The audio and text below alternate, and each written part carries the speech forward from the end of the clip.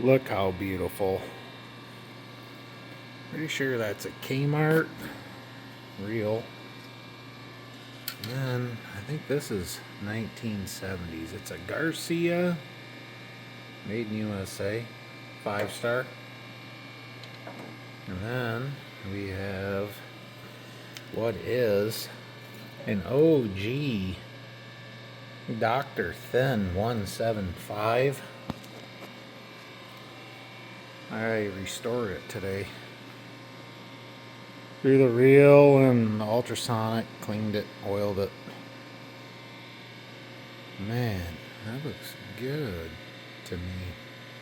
I just like old school stuff. Pretty cool.